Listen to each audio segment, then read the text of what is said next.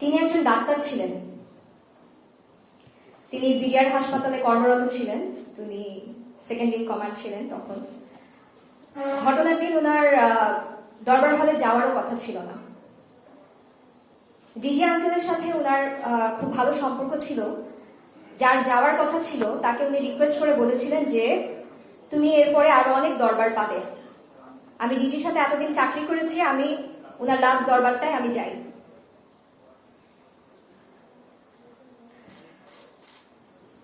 আপনারা জেনেভা কনভেনশনের নাম শুনে থাকবেন। জেনেভা কনভেনশনের 36 নম্বর আর্টিকেলে বলা আছে যে যুদ্ধের সময়ও ডাক্তার বা মেডিকেল পার্সোনালকে মারা যাবে না। আমার বাবা বারবার করে তার নিজের ডাক্তার পরিচয় দেওয়ার সত্ত্বেও তাকে খুব নৃশংসভাবে মেরে ফেলা হয়, তাকে ঠেকিয়ে গুলি করা হয়। এবং আমার বাবার সাথে আরো 3 জন ডাক্তার ছিলেন, মোট 4 জন ডাক্তারকে মেরে ফেলা হয়। কারণ সেদিন সবার পরিচয় ছিল যে তারা আর্মি অফিসার। শুধুমাত্র এই ব্যাকগ্রাউন্ডের কারণে তাদেরকে মেরে ফেলা হয়েছে। জেনেভা কনভেনশন কখনো ভায়োলেট করা হয় না। ইতিহাসে আপনারা এখন জেনে থাকবেন যে ইসরায়েলি আর্মি গাজাতে ডাক্তার মারছে, তাদেরকে অত্যাচার করছে, তাদেরকে মেরে ফেলা হচ্ছে। আজকে থেকে 16 বছর আগে কি আমরা ইসরায়েলি আর্মির চাইতে বেশি খারাপ ছিলাম? আমরা কি তাদের চাইতেও বড় অমানুষ ছিলাম? যারা খুন করেছিল আমার বাবাকে, তারা হিন্দিতে কথা বলে নাই, তারা বাঙালি ছিল, তারা বাংলাদেশি ছিল, তারা রক্ত মাংসের মানুষ ছিল। তারা তাদের দেশের, তাদের জাতির একজন ভাইকে, একজন মানুষকে তারা মেরে ফেলেছে।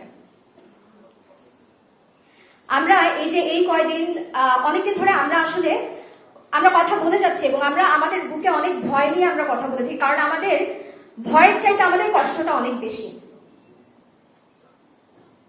কারণ আমি যখন মনে করি যে আমি ভয় পাচ্ছি, তখন আমার মনে হয় যে আমার বাবা, যিনি অসহায়ভাবে মারা গেছেন, যার মুখে পানি দেওয়ার একটা মানুষ ছিল না, তিনি যে রাস্তায় পড়েছিলেন সন্ধ্যা পর্যন্ত, গণকবরে তাকে পাওয়া যায়, তার জন্য কি আমি না কথা বললে কে কথা বলবে?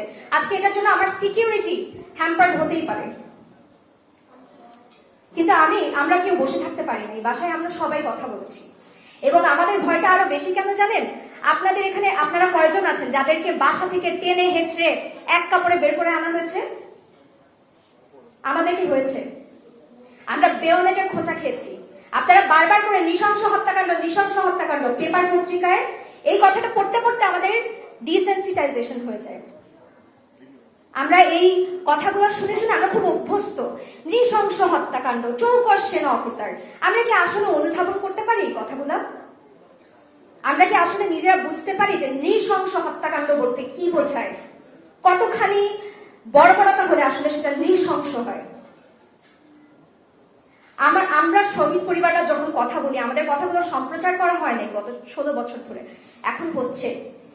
এবং আমাদের দেশে একটা ট্রেন্ড আছে এবং এটা আমরা এখনো দেখে থাকি যে কোনো ধরনের একটা বড় একটা ঘটনা যেখানে অনেক আবেগ জড়িত, আমরা আবেগ নিয়ে ব্যবসা করতে খুব পছন্দ করি এবং আমাদের আবেগ এবং আমাদের ঘটনা, আমাদের দুর্ঘটনা, আমাদের জীবনের ট্র্যাজেডিকে ব্যবহার করে তাদের নিজেদের এজেন্ডা ফুলফিল করে ফরওয়ার্ড করার মতো এজেন্ডা এবং ইন্টারেস্টেড ভেস্টেড গ্রুপদের এখন অভাব নাই। আমাদের যে তদন্ত কমিশনটা হয়েছে, এটার নাম হচ্ছে জাতীয় স্বাধীন তদন্ত কমিশন। আমি সবাইকে বিনীত অনুরোধ জানাই, আমি আর্জি জানাই, আমরা যখন কোনো কিছু রিপ্রেজেন্ট করছি, আমরা যেখানে কাজ করছি, কথাগুলোর অর্থগুলো যেন আমরা মনে ধারণ করে কাজ করি। প্রথম কথাটা হচ্ছে জাতীয়। আমরা যখন কাজ করছি, দেশের জন্য কাজ করছি, জাতীয় কাজ করছি, আমাদের মনে যেন সেটা থাকে। আমরা যেন এমন ভাবে কাজ করি যে রাতে যেন আমরা আমাদের বউ বাচ্চার মাথায় হাত রেখে আমরা যেন রাতের ঘুমটা শান্তিতে ঘুমাতে পারি। আমরা যেন এইটা আমাদের মাথায় থেকে যে আজকে আমি যে কাজটা করেছি, আমার যে কাজটা করা উচিত, আমার বিবেক থেকে আমি সেইটুকু ডেলিভার করতে পেরেছি। আমি যেন কবরে গিয়ে বা আমার মৃত্যুর পরে যেন আমি জবাব দিতে পারি যে আমি whatever was right, I did it. কারো প্রেসারে পড়ে, কারো চাপে পড়ে আমি আমার কথা চেঞ্জ করি নাই। কারোর দিকে মায়া দেখিয়ে বা কারোর প্রতি করুণা দেখিয়ে বা কাউকে আমার পছন্দ, কাউকে আমি ভালোবাসি, কারোর সাথে আমি চাকরি করেছি, তার নামটা আমি সরিয়ে দিলাম, তার পাপটা আমি কমিয়ে দিলাম, এরকম যেন না হয়। আমরা সবাই আর্মি অফিসারের সন্তান, আমরা অনেকে বন্ধু বান্ধব হারিয়েছি।